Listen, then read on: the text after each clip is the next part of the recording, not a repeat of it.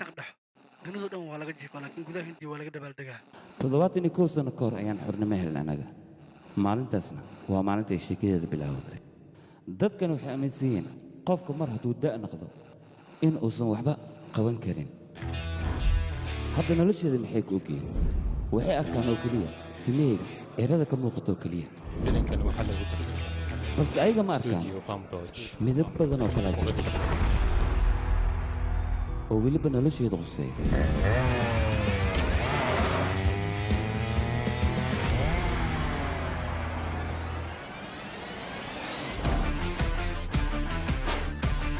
qofka markaas nolosheeda ku soo birtan waxay ahayd qof aad iyo aad u qurux badan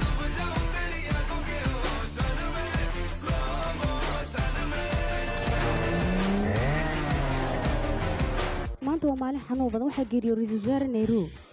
kadib waddankeena waxaa ka dhacay qallaasi aad iyo aad u weyn iyo weliba shaqo la'aan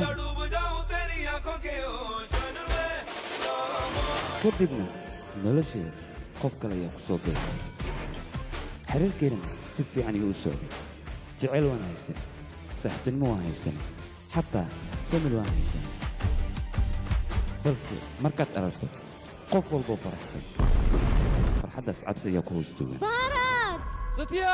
wiilkayga xiriirku wuxuu ka dhashaa qof aad isku dhiig tihiin iyo qof aad adigu isku waddan tihiin adiga ma hilmaado ballanta aad hore aabbaha uga qaaday mararka qaar isla cabsidaas aabbo ayaa kugu kalifaysa inaad u noolaato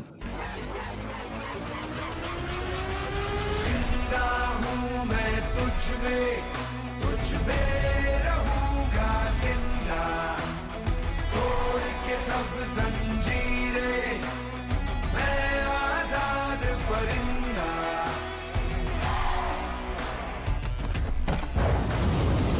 dowladda Hindiya sanolaato मैं तुझ में रहूंगा जिंदा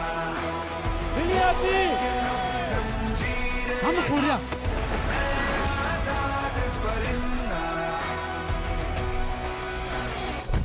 waddan walba shacabkiisa ayaa dhista markaad dadkaaga wax u qabatid ayaa dalkaaga wax u qaban kartaa wiilkayga baarat ku soo dhawow waddankaaga Indiya Mogadishu तुझ में